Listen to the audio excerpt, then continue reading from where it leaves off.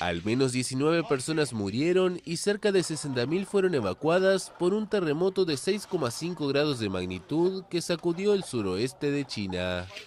El sismo ocurrido la noche del martes en la provincia de Sichuan dejó también unos 250 heridos, 40 de ellos en estado grave.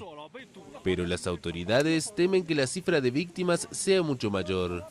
Estiman que podría haber hasta un centenar de fallecidos, miles de heridos y más de 130.000 viviendas dañadas.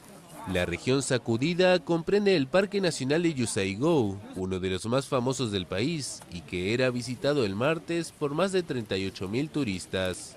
China es frecuentemente escenario de terremotos, especialmente en sus zonas montañosas occidentales y del suroeste.